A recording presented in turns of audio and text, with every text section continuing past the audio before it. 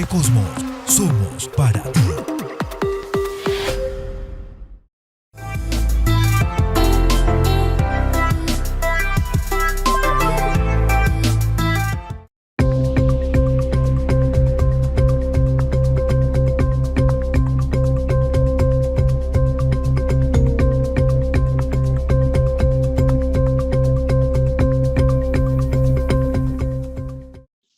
¿Qué tal? ¿Cómo están?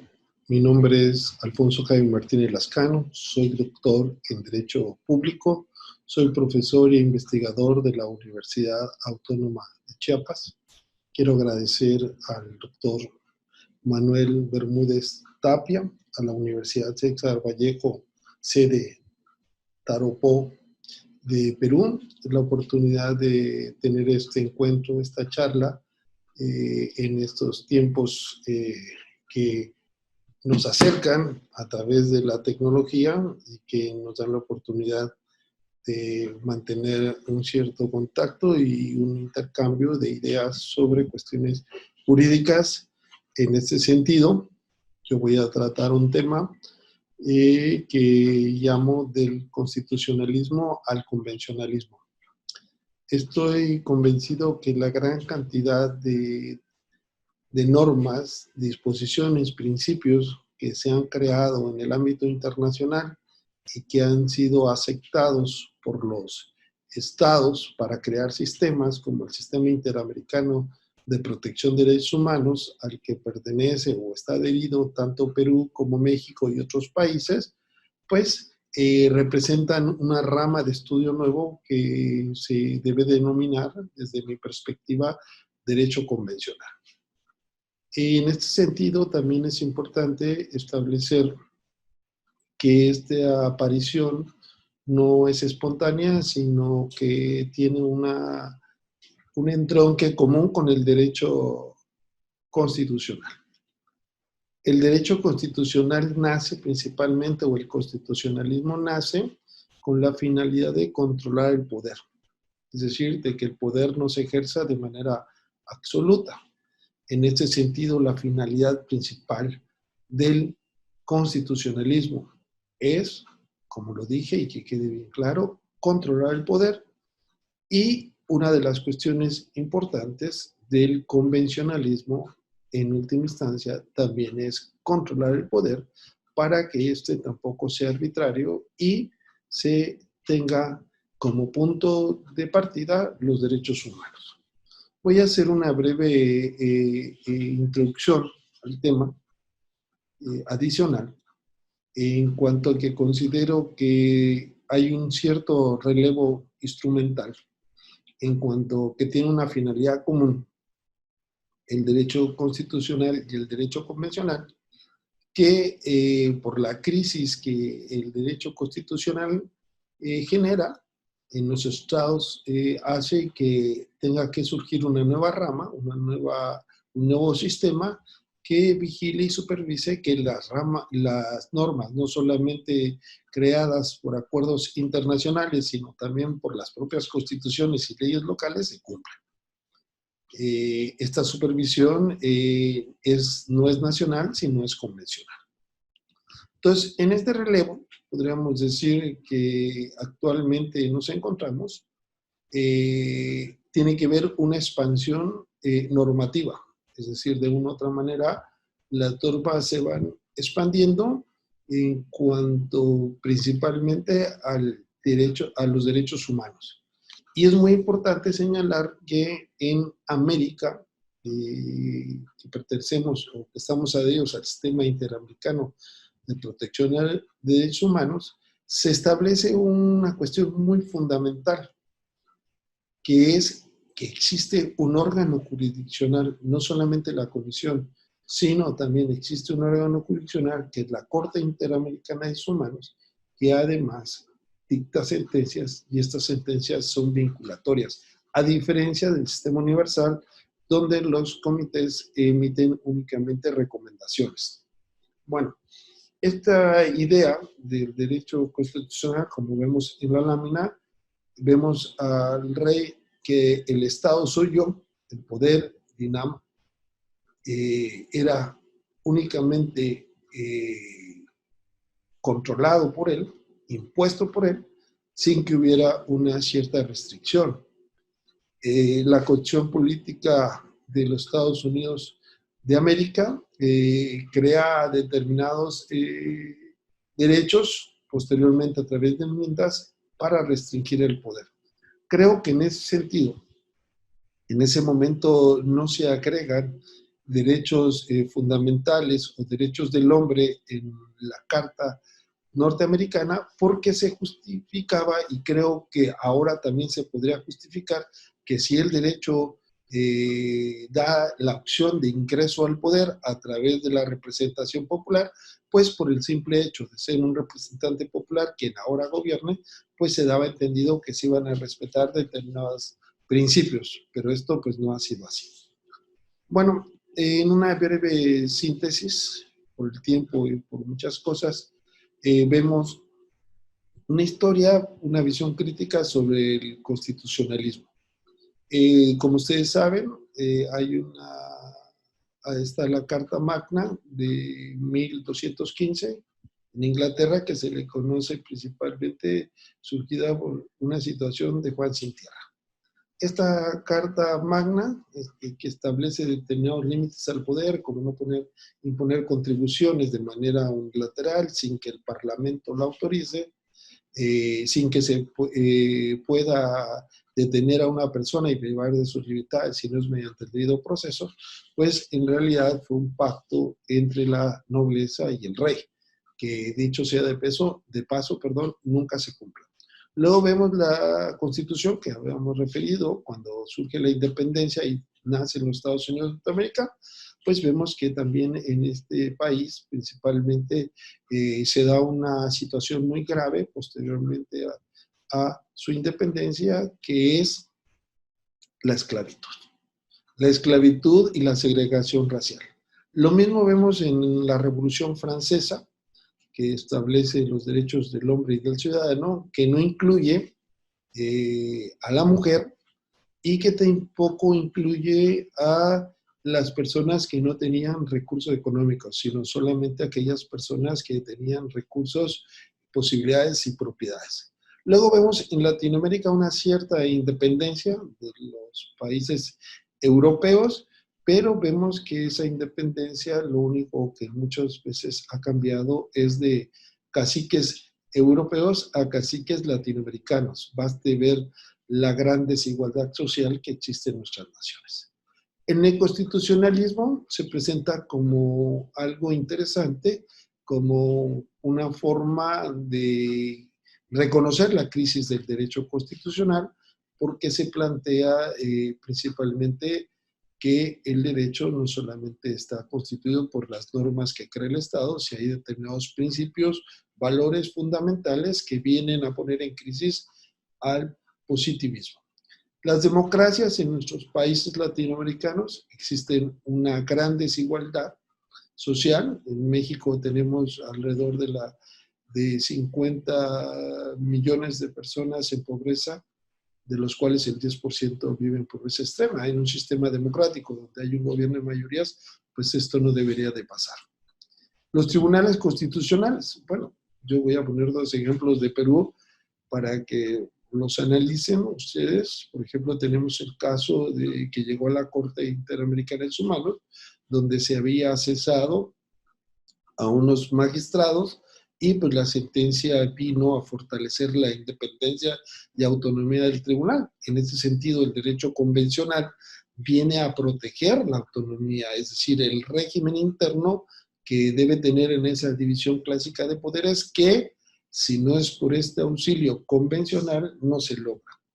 Ahora, los tribunales constitucionales, hay un caso reciente donde se establece que una persona concurre a los tribunales peruanos y después de que, para no ser muy larga la historia, después de que logra el Tribunal Constitucional ganar el derecho a la jubilación o recuperar el derecho a la jubilación, resulta que tenía 24 años que no se cumplía esta disposición.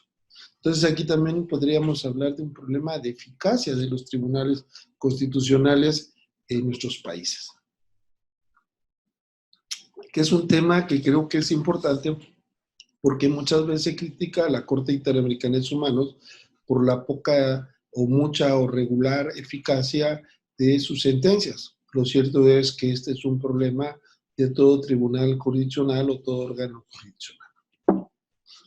Bueno, en este sentido, queremos destacar dos cosas, ¿no? El derecho, uno, es un producto cultural.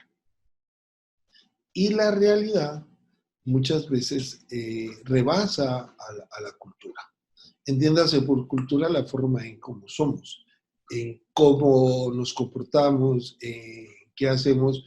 Por ejemplo, ahora de esta pandemia, que no quiero tocar mucho el tema porque es un tema que se escucha por todos lados, pues vemos que la realidad ha superado a las normas jurídicas. Hay una crisis actual en algunos estados, por ejemplo, afortunadamente en México, que tenemos quizás una cierta tradición liberal, pues donde no se ha establecido un toque de queda o restricciones o suspensión y que el ejército esté en las calles impidiendo el libre tránsito de las personas. No, se ha hecho una convocatoria para que todos se queden en su casa explicando la magnitud del problema, pero en última instancia es corresponsabilidad. En cambio, en algunos otros países, pues vemos que esto ha sido grave. Entonces, los derechos humanos en estas situaciones, pues, se ven vulnerados por la realidad social. Entonces, aquí en esta lámina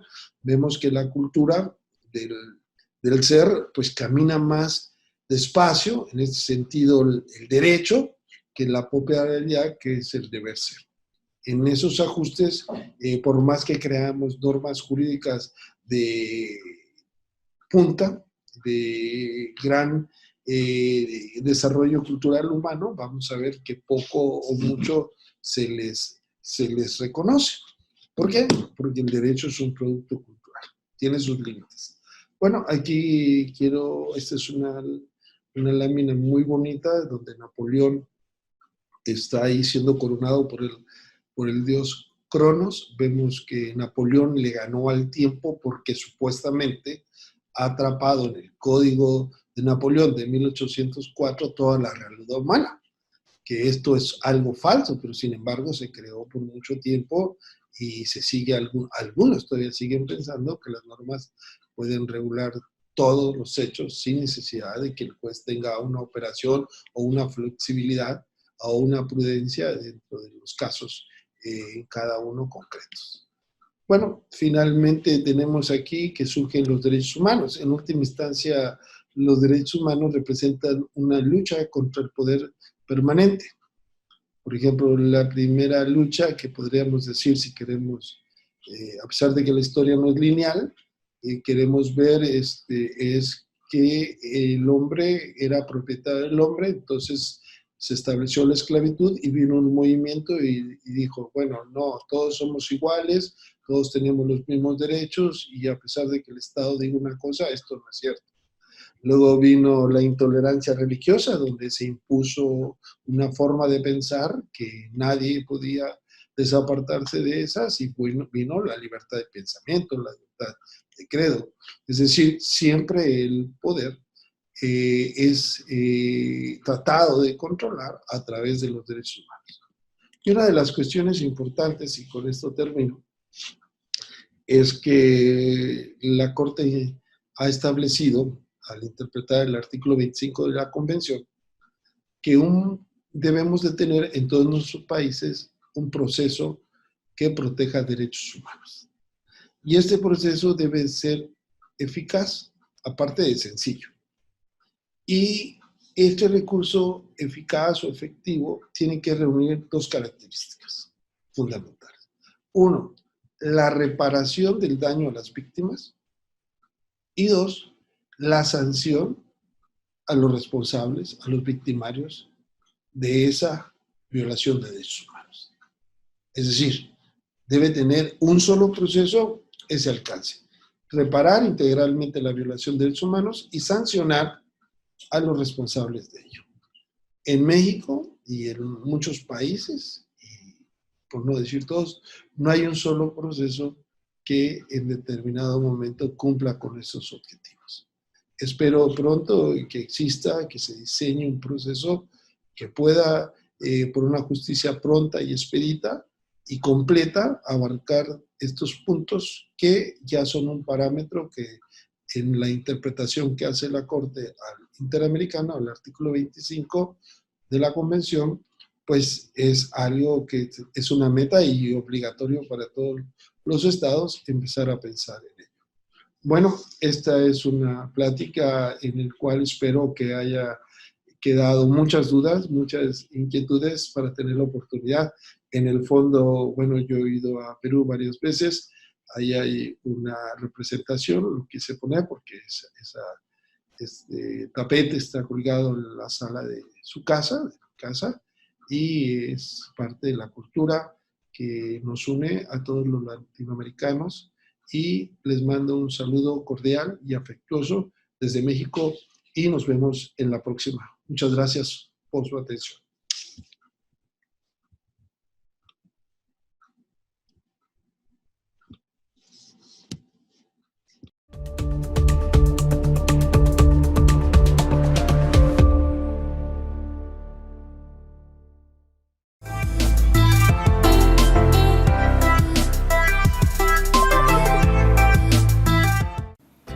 El mundo ha cambiado en pocas semanas, nosotros también. Por eso desde ahora, imaginar juntos será nuestra nueva manera de aprender. Imaginamos una nueva forma de estar en clases, con los mejores recursos y con una plataforma interactiva de clase mundial. Imaginamos tener profesores de diferentes lugares. Imaginamos experiencias con estudiantes que estando lejos se sientan muy cerca. Imaginamos cursos personalizados con contenido definido por los alumnos en función de sus intereses. Después de tanto imaginar, decidimos hacerlo realidad. Por eso la Universidad César Vallejo presenta Área 4.0, una educación más allá de las aulas. Una nueva forma de aprender juntos y con las mismas ganas de salir adelante. Área 4.0 virtual, educación más allá de las aulas. TV Cosmos y la Universidad César Vallejo te traen clases virtuales toda la semana. Un espacio para aprender y salir adelante en Área 4.0, lunes a viernes, 2 y 6 de la tarde, sábados y domingos, 2 de la tarde y 7 de la noche, solo por TV Cosmos. Somos para ti. Bueno, las razones por las que dejé de estudiar son varias. Recuerdo que iban a ser mi hija. Además de la universidad también estuve trabajando. Quería ganar mucho más. Y si te digo que las razones por las cuales dejaste de estudiar son las mismas por las cuales debes volver, ¿qué me dirías? Las razones para estudiar son varias. Mi hija se siente muy orgullosa. Estudia en el programa de formación para adultos de la UCB. Entérate más en ucb.edu.p/adultos. Universidad César Vallejo, 12 campus licenciados por SUNEDU. Hola familia, yo soy Ariel de Cuba y quiero mandar un saludo a todos los televidentes de TV Cosmos. Y mi único consejo es: quédate en casa, como dice mi canción. Bendiciones, Perú. Consejo de la Organización Mundial de la Salud. Si no haces caso, allá tú. Ariel de Cuba. Quédate en casa. Stay home. Quédate en casa. Dale, quédate. Quédate en casa. No saca muchacha. Hay un virus afuera y el mundo está en candela. Ahí está el coronavirus. Mira italiano y chino. Si no toman medidas estamos bien jodidos. Quédate en casa, es por tu bien. Ese coronavirus no te metas en lío. Quédate en casa, pórtate bien. Ese coronavirus no te metas en lío. Esto no es pa' juego, pa' el mundo entero. Cuida a la abuela, cuida al abuelo. Si nos unimos, venceremos. Somos humanos, demos la mano. No importa el político que sigas tú. El planeta necesita de tu actitud. Ahora es el momento de actuar. Estos coronavirus te vamos a parar. Quédate en casa, no salgas muchacha. Hay un virus afuera y el mundo está en candela. Ahí está el coronavirus. Mira italiano y chino. Si no toman medidas estamos bien jodidos. Quédate en casa, es por tu bien. Ese coronavirus no te metas en lío. Quédate en casa, pórtate bien. Ese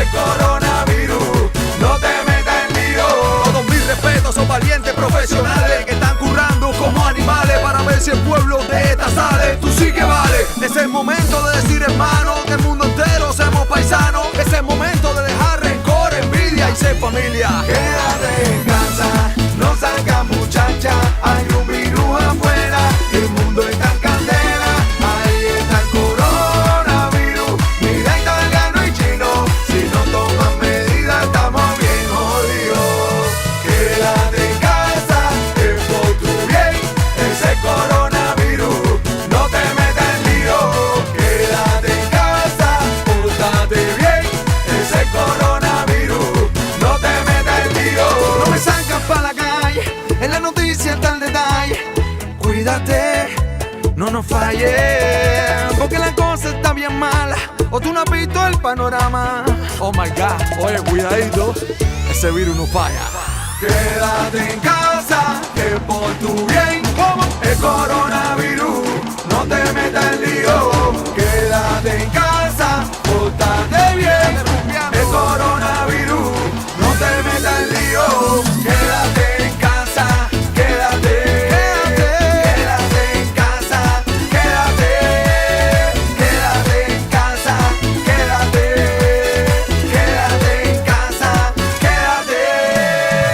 quédate en casa, tranquilito ahí, bailando bachata con tu gente. Y dice así, mira, yo me quedo en casa, en mi casa, yo me quedo en casa, mi gente, yo me quedo en casa, yo me quedo en casa.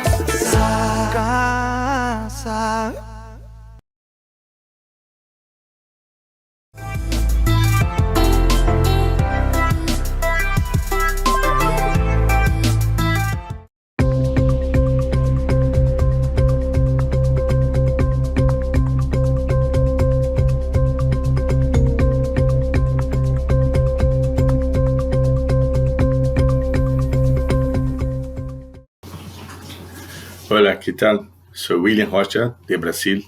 Estoy acá para hablar de la crisis mundial del COVID, la pandemia, que están impondo un cambio de la actividad jurídica también, y también de la sociedad como todo, por la transformación de las actividades de los abogados, de juristas, de toda la literatura médica también, que nos imponen una reflexión sobre la aplicación de las normas jurídicas antes de la pandemia, y que acá en Brasil estamos cambiando muchas normas jurídicas que tratan de contratos, contratos de consumo, contratos de trabajo, contratos de locación de imóveis, y que estamos muy sensibles también a la modificación como una especie de cuarentena jurídica también,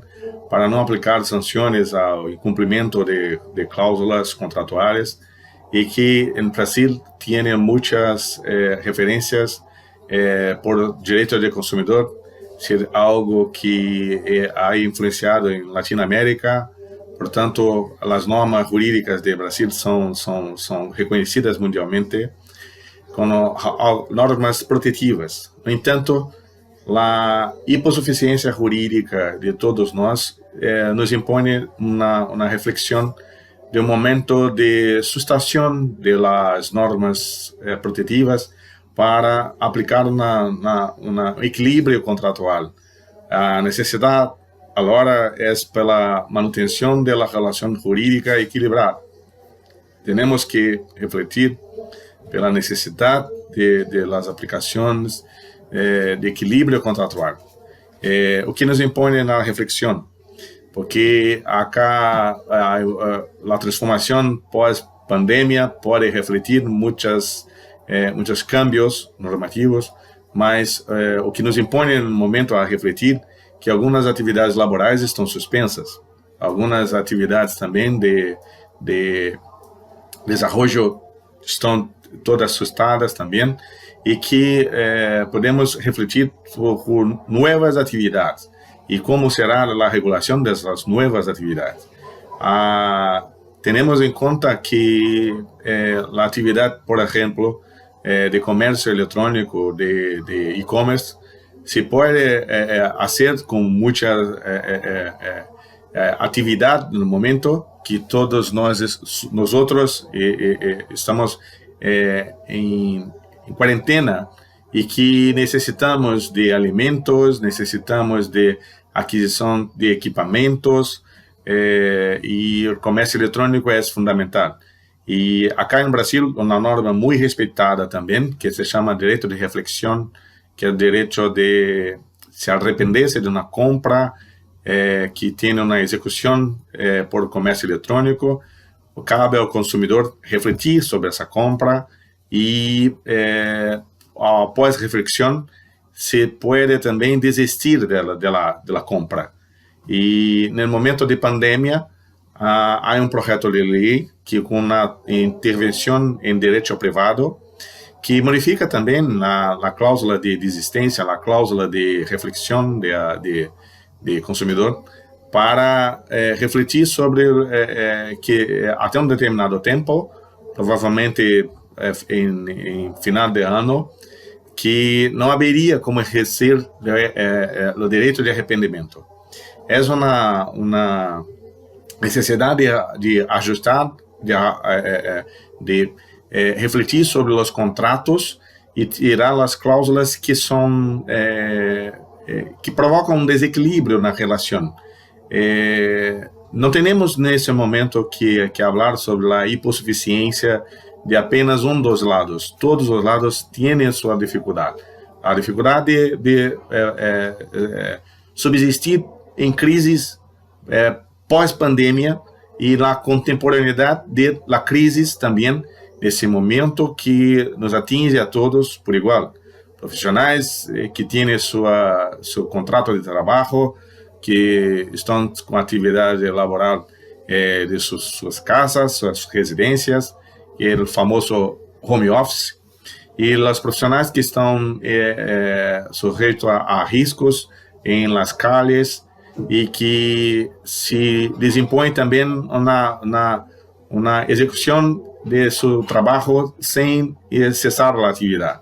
Os profissionais de saúde que muitas vezes também são forçados a trabalhar com pouco equipamento de segurança, e é uma atividade também de se discutir a proteção do trabalhador.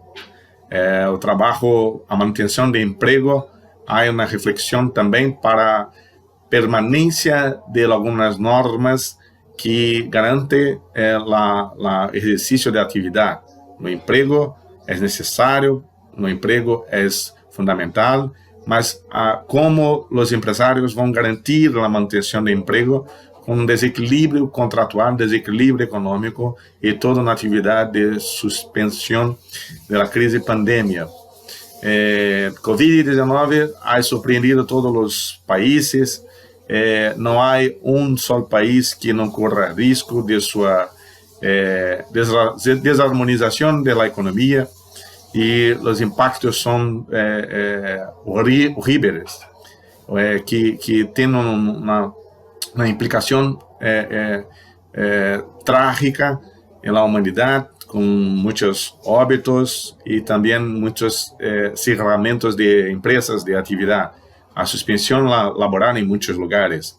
E há um momento de pensar, não existe um isolamento social suficiente que possa causar uma manutenção com normalidade da economia. A economia sofre um alto impacto, uma afetação, e nunca mais adelante seremos os mesmos nas reflexões de pensamentos, de atividade jurídica, de toda movimentação das pessoas.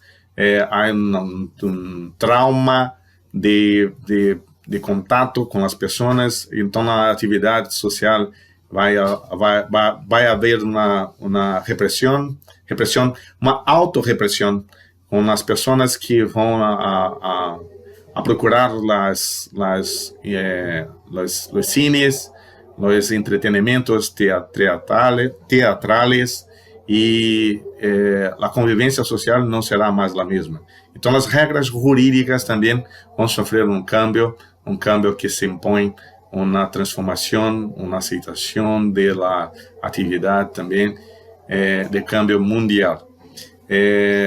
Nosotros, brasileiros, sentimos muito também com a crise que ocorre em países que são próximos a nós e que vivem na dificuldade também. O Brasil é um país que tem muitas diferenças territoriais e países menores estão passando dificuldade também. Países que eram antes mais pobres continuam mais pobres e a tendência é também que a dificuldade seja pior. Temos em conta que nossos governantes muitas vezes não tomaram medidas pontuais para afastar o risco da pandemia, mas é inevitável também porque é só uma questão de presunção das consequências pela inércia de alguns e pela descrença de muitos também, que há risco grande, risco alto, risco que nos impõe impacto de atividade. Temos em conta que muitas atividades han cambiado de procedimento pela manutenção, como, por exemplo, a atividade laboral da docência, do meio acadêmico, que está usando também ambientes virtuais, a atividade também jurídica, que tem aconselhamento à distância. Acá no Brasil, tivemos também uma regulação sobre a telemedicina, a crise, a guerra, nos impõe cambio de atitude. Então, somos nós vítimas de mesmo fenômeno, mas também temos que nos adaptar e procurar uma alternativa para a sobrevivência, para a postura de luta pela permanência de nossas atividades e também defesa da vida também. Com muito gosto, aceitei a invitação para falar para vocês, para transmitir minha solidariedade e compartilhar com vocês pouco de meu conhecimento, que não é muito, mas é pouco também para compartilhar o momento de reflexão sobre o cambio jurídico que está por vir e que é necessário também. Nós, como vosotros, que temos que estudar direito é uma matéria, uma disciplina que sempre necessita uma atualização pelo desenvolvimento da ciência, da economia, e que temos em conta que é necessário também ter pensamento mais adelante de como vamos encarar a atividade como nunca antes tínhamos pensado.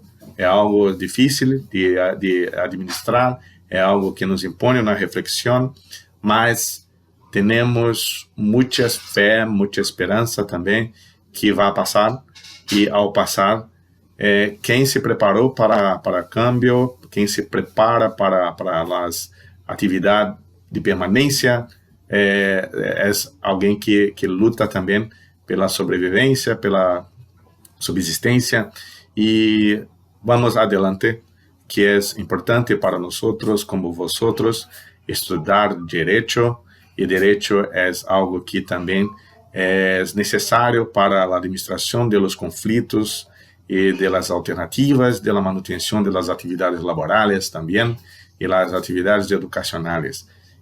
A educação é o que mais importa para a manutenção das atividades profissionais, de transmitir o conhecimento, de passar também as alternativas que estão por vir, né? Muito gosto, mais uma vez, e esperamos poder falar com vocês em outras oportunidades. Agradeço a invitação e muita fé, muita paz e muita solidariedade para todos nós. Nosotros, para vocês, e que assim prossigamos com os estudos também. Muchas gracias.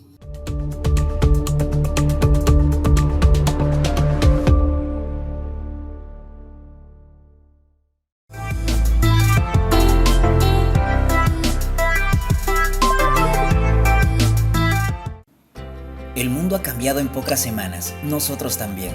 Por eso desde ahora, imaginar juntos será nuestra nueva manera de aprender. Imaginamos una nueva forma de estar en clases, con los mejores recursos y con una plataforma interactiva de clase mundial. Imaginamos tener profesores de diferentes lugares. Imaginamos experiencias con estudiantes que estando lejos se sientan muy cerca. Imaginamos cursos personalizados con contenido definido por los alumnos en función de sus intereses. Después de tanto imaginar, decidimos hacerlo realidad. Por eso la Universidad César Vallejo presenta Área 4.0, una educación más allá de las aulas. Una nueva forma de aprender juntos y con las mismas ganas de salir adelante. Área 4.0 virtual, educación más allá de las aulas. TV Cosmos y la Universidad César Vallejo te traen clases virtuales toda la semana. Un espacio para aprender y salir adelante en Área 4.0, lunes a viernes, 2 y 6 de la tarde, sábados y domingos, 2 de la tarde y 7 de la noche, solo por TV Cosmos. Somos para ti. Te voy a contar lo que nadie te dice sobre ser un emprendedor. Nadie te dice que cuando decides alcanzar el éxito, la vida te golpea, y te golpea fuerte.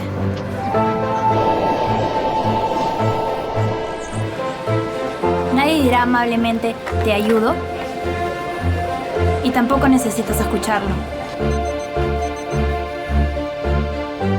Nadie te dice que el estado natural de tus sueños es que se queden siendo sueños. Y que para cumplirlos hay que vivir bien despierto. Si nadie te dice lo difícil que es, no importa. Porque si quieres cambiar las cosas, sabes que primero tienes que cambiar tú. Universidad César Vallejo, 12 campus licenciados por SUNEDU. Presta mucha atención a las siguientes recomendaciones que TV Cosmo te hace al salir de casa. Al salir, ponte una chaqueta de manga larga. Recógete el cabello, no uses aretes, pulseras o anillos. Si tienes mascarilla, póntela al final, justo antes de salir de casa. Intenta no usar el tránsito público. Si vas con mascotas, procura que no roce con superficies en el exterior. Lleva paños desechables, úsalos para cubrir tus dedos al tocar superficies. Arruga el pañuelo y tíralo en una bolsa cerrada al basurero. Si toses o estornudas, hazlo con el codo, no en las manos o en el aire. Intenta no pagar en efectivo. En caso de utilizarlo, desinfecta tus manos. Lávate las manos después de tocar cualquier objeto y superficie o lleva gel desinfectante. No te toques la cara hasta que tengas las manos limpias. Mantente a distancia de la gente. Recuerda que cada salida de casa implica estar expuesto al coronavirus. Este es un mensaje de TV Cosmos.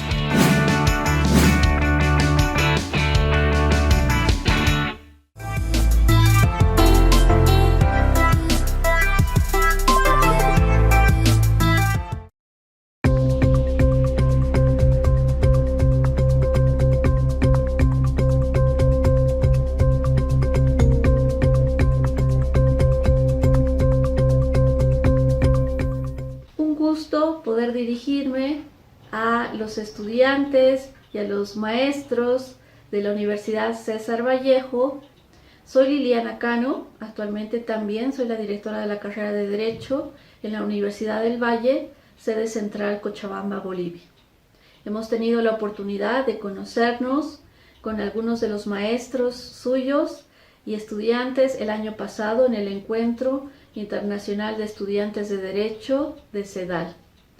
A partir de esto hemos tenido diversas experiencias y estamos seguros que seguiremos trabajando en proyectos conjuntos a futuro. Bueno, en esta oportunidad se me ha invitado a poder conversar un poco sobre el ABC de los métodos alternos de solución de controversias y cómo ha sido la aplicación de estos en el país Bolivia. Es importante, antes de poder abordar qué son los métodos alternos de solución de controversias o MASC o MARC, como algunos conocen, pensar y decir qué es el conflicto. Bueno, para empezar, ¿cómo surge el conflicto? El conflicto siempre va a estar presente en la sociedad. No olvidemos que la sociedad está compuesta por diversas personas y cada uno piensa y siente de manera diferente. Por lo tanto, van a haber percepciones diferentes sobre un mismo objeto, sobre una misma situación.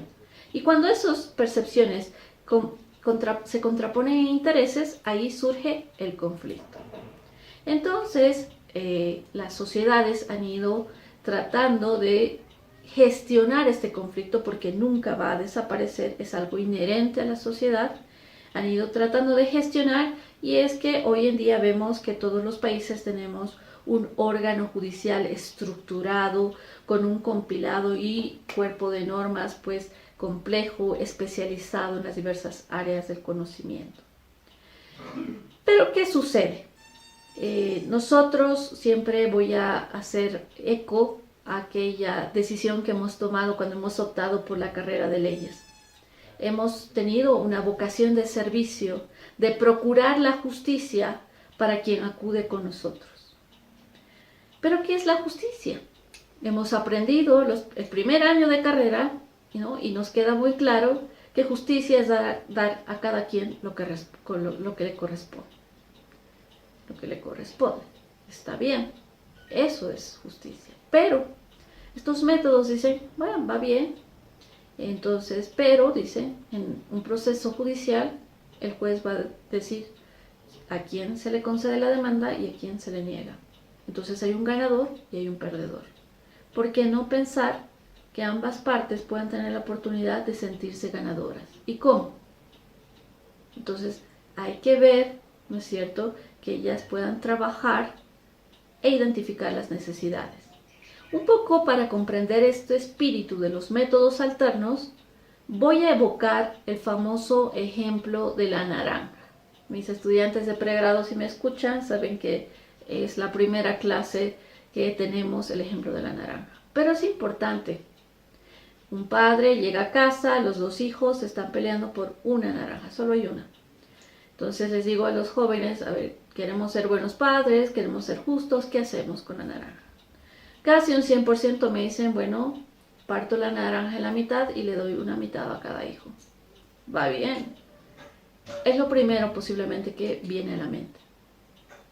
Pero ¿qué pasa? Los métodos dicen, no todavía. ¿Por qué no, como padres, preguntamos a las partes, ¿no es cierto?, ¿para qué quieren esa naranja?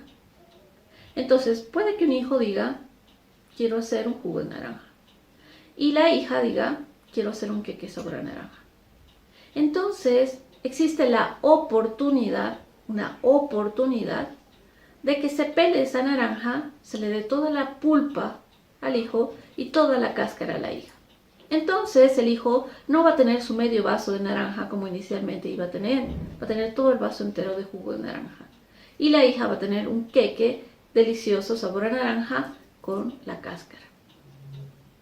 Esa es la visión de justicia que quieren implementar los métodos alternos. ¿No es cierto? De que ambas partes quedan plenamente satisfechos y no a medias. A veces cuando hablo de métodos alternos de solución de controversias me dicen, sí, ya sé lo que usted dice. Es aunque piedras, un maltrato aunque piedras. Es todo lo contrario, por favor. ¿Sí? He dicho, es todo lo contrario del espíritu de los métodos, porque la idea, reitero, es que ambas partes queden plenamente satisfechas. Algo importante es mencionar que en Bolivia están regulados en especial 3 métodos alternos de solución de controversias. Uno es la negociación, cuya característica es que intervienen únicamente las partes en conflicto. Juan y María. ¿No es cierto? Las partes en conflicto se acercan, intercambian criterios, comunicación, con la colaboración de sus asesores legales seguramente podrán negociar, manejando lo que es gestión de conflictos, aplicando una serie de técnicas seguramente, y van a llegar a un acuerdo que se plasma en un documento transaccional o contrato, que es el valor que le asigna la legislación boliviana. También desde los antiguos códigos se tiene regulado lo que es la conciliación. ¿Qué es la conciliación? También están las partes que intervienen, Pedro y Samuel, ¿no es cierto? Pero interviene una tercera persona, llamada conciliador, que está en el mismo nivel de las partes. ¿Por qué está en el mismo nivel de las partes? Porque todavía el principio de autodeterminación, quienes deciden son las partes. El rol de este tercero únicamente es colaborar, facilitar el proceso de comunicación entre estas partes, colaborarles en lo que es gestión de conflictos, en la identificación de posiciones, intereses y necesidades. Tenemos ahí diversas técnicas, la técnica de la cebolla, el iceberg, etc., ¿no es cierto? Pero él va a guiar y orientar.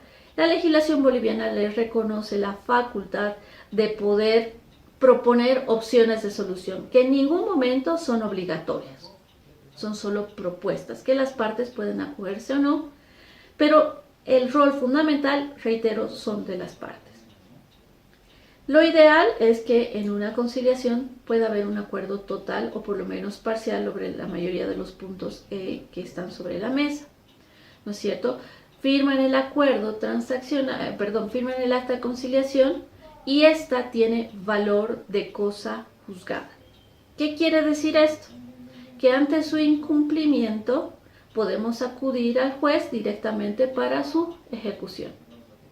Ojo, que la idea no es llegar a un acuerdo que se incumpla. Por lo tanto, el acta de conciliación tiene que satisfacer de manera mutua a ambas partes. Bueno, voy a retomar el tema de la conciliación en un rato más, pero voy a mencionar el tercer método alterno que está regulado también en la legislación boliviana, que es el arbitraje.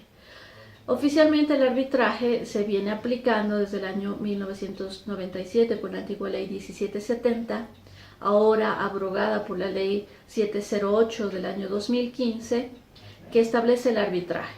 ¿Qué es el arbitraje? Es un proceso semiformal, flexible, donde también interviene un tercero llamado árbitro o puede ser un tribunal arbitral, compuesto por árbitros siempre en número impar. Que después de un proceso, reitero, semiformal, son los árbitros o el árbitro o tribunal arbitral quienes dictan la decisión a través de un laudo arbitral, que también tiene valor de cosa juzgada. Eso, reitero, que quiere decir que ante su incumplimiento se recurre al juez directamente para ejecutar el mismo. Es importante mencionar que en Bolivia la implementación del arbitraje considero ha sido satisfactoria. Es importante reconocer que quienes le han dado más movimiento a esto han sido el sector empresarial, el sector comercial, el sector de la construcción, porque ellos necesitan procesos no muy largos, ¿no? El arbitraje dura aproximadamente un poquito más de un año. Necesitan procesos que sean menos solemnes y que puedan tener una certeza de tener una solución pronta. Entonces esas son algunas de las ventajas que ofrecen el arbitraje y son administrados por centros con experiencia, instituciones.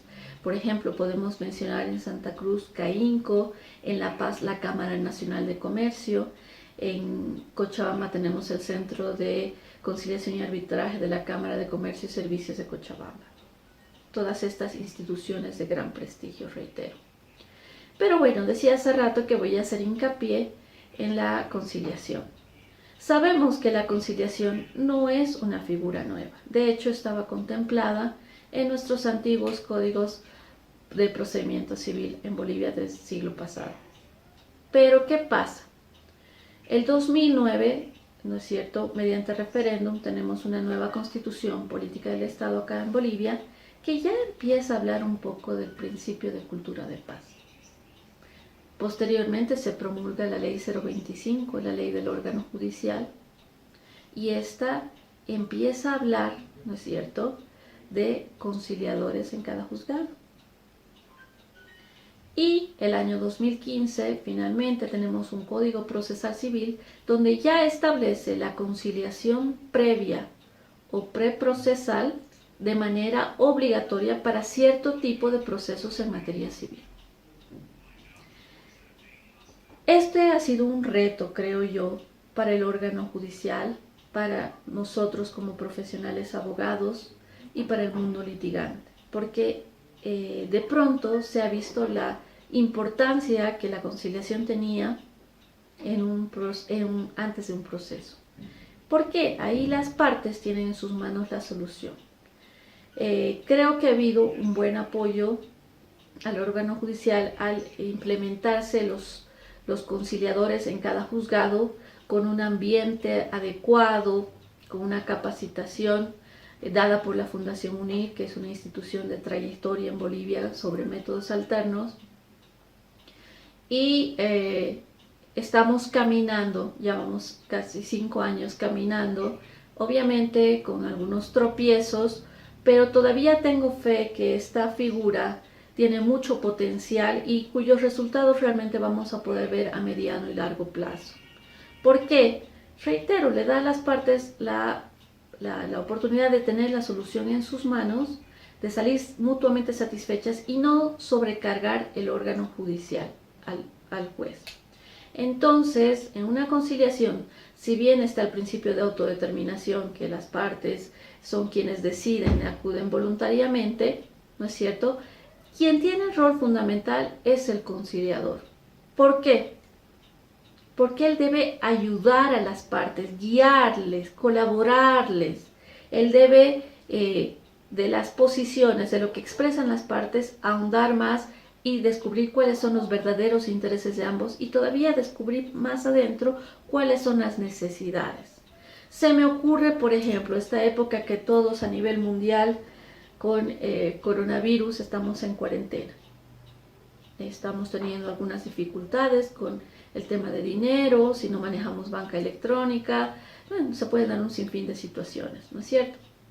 Yo me acuerdo que Pedrito me debe 1.000 pesos bolivianos, usando la moneda de acá. Me llamo Pedro, o sea, me debes. Pedro no tiene los 1.000 bolivianos en la cartera. Pero ¿cómo sería en una conciliación? ¿Cómo sería el diálogo? ¿Qué tendría que hacer el conciliador? Debiera preguntarme a mí, ¿para qué quiero? ¿Por qué quiero ese dinero justo ahora? Tengo todo el derecho de exigirlo, posiblemente tengo un contrato que me respalda, o no lo tengo, ¿no es cierto? Se dan diferentes situaciones. Pero entonces yo iré comentando, el conciliador irá indagando, e iremos descubriendo que en realidad yo tengo el interés, o sea, mi posición es que me pague los 1.000 pesos que me debe Pedro. Porque yo tengo el interés de comprar insumos. Necesito comprar fideo, huevo, carne, porque mi necesidad es dar de comer a la familia en esta época que no podemos salir de casa. Entonces, tal vez también indagando, preguntando a mi deudor, podemos ver que él, no sé, tiene un amigo muy cercano, un familiar, etcétera, que tiene una pequeña tienda de barrio y que tiene permiso de circulación y esta persona le puede fiar a él. Entonces, Pedro se fía y me hace llegar a la puerta de mi casa, no en 1.000 pesos, pero sí en productos para el consumo que equivalen a esos 1.000 pesos. Entonces yo quedo satisfecha porque en realidad tengo lo que necesito y tengo en la puerta de mi casa, me ha hecho ese servicio, me ha ahorrado eso. Entonces un poco de eso se trata, ¿no es cierto? De descubrir cuáles son las verdaderas necesidades de las partes y de que ambas se sientan ganadoras. Ese es el verdadero reto.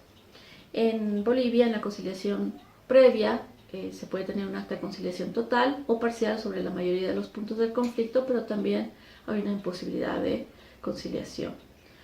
Cuando es acta de conciliación total o parcial, esta pasa al juez para que la revise y si no vulnera principios constitucionales, la aprueba. Pero decíamos, la tercera opción era que posiblemente no haya un acuerdo transaccional. Perdón, un acuerdo y por tanto sea un acta de imposibilidad de acuerdo. Entonces pasa al juez para que se inicie el proceso judicial. Entonces ahí viene la segunda tipo de conciliación, que es la conciliación intraprocesal que ya está a cargo del juez ahora. La ley le otorga al juez público en materia civil la facultad de, en la audiencia preliminar, convocar a las partes a conciliación y también durante el proceso, hasta antes de dictar sentencia, convocarlas para conciliación. Pero aquí yo tengo una opinión muy personal y muy reflexiva de pronto, de que no le estamos facilitando la labor al juez. No le estamos facilitando, ¿por qué? Porque las partes, el ánimo de las partes en una conciliación previa no es el mismo ánimo que una conciliación ya dentro del proceso judicial. No olvidemos que antes del juicio las partes todavía no se han dicho todo. ¿A qué me refiero? Para una conciliación dentro de un proceso judicial ya ha tenido que haber una demanda, ha tenido que haber una contestación. Y como abogados bien sabemos que en estos escritos tenemos que poner todo lo que estamos pidiendo y nos vamos a decir todo. Entonces, obviamente una consecuencia de esto, de leer la demanda y la contestación, es que ya vamos a estar enfrentados. Esto todavía no ocurre en la previa, ¿no? Pero ya en el juicio ya estamos como partes enfrentados. Entonces se le dificulta más al juez. Y el segundo es el rol del juez. El juez, si bien ha recibido una capacitación en manejo de conciliación, y muchos jueces lo hacen muy bien, no quiero decir que no, pero asumamos que su rol principal, su rol fundamental es ser juzgador. Él, cada día, las 8 horas laborales que le toca, él está decidiendo. Él escucha un argumento, escucha el otro, aplica la norma y decide. Entonces, ¿qué tan fácil se le hace, a pesar de que la norma sí lo diga, qué tan fácil se le hace, digo yo, cambiar el chip, cambiarse el traje y de ser una persona que decide, consultar a las partes qué les parece, ceder esa decisión a las partes? Entonces es algo que nos da a pensar tal vez en una futura modificación de la norma, de que la conciliación intraprocesal tal vez pueda nuevamente volver al conciliador para un nuevo intento, pero es una opinión de esta humilde servidora. Espero que les haya gustado un poco el ABC de estos métodos, cómo ha sido su aplicación acá en Bolivia. Entiendo que en Perú también han tenido la experiencia de la aplicación de la conciliación previa. Espero también escuchar comentarios de pronto, siéntanse en la confianza de contactarse con mi persona. Y nuevamente espero que no sea la última oportunidad. Ya nos estaremos viendo, si bien en Perú o acá en Bolivia, siempre serán bienvenidos. Muchas gracias y hasta una próxima oportunidad.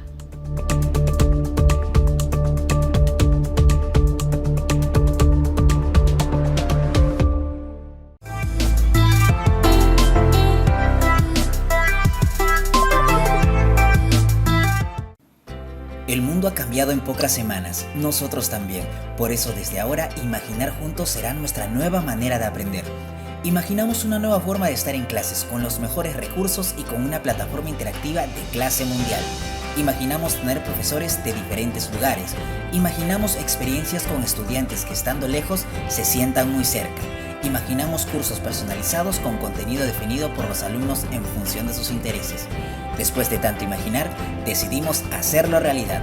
Por eso la Universidad César Vallejo presenta Área 4.0, una educación más allá de las aulas. Una nueva forma de aprender juntos y con las mismas ganas de salir adelante. Área 4.0 virtual, educación más allá de las aulas. TV Cosmos y la Universidad César Vallejo te traen clases virtuales toda la semana. Un espacio para aprender y salir adelante en Área 4.0, lunes a viernes, 2 y 6 de la tarde, sábados y domingos, 2 de la tarde y 7 de la noche, solo por TV Cosmos. Somos para ti. ¿Cuándo sabes realmente que dejaste tu zona de confort? Cuando viajas buscando la excelencia, como estudiante y también como profesor. Así te cuesta estar lejos de los que más amas. La zona de confort no es un lugar, es tan solo una decisión. ¿Estás dispuesto a cambiarla? Universidad César Vallejo, 12 campus licenciados por SUNEDU.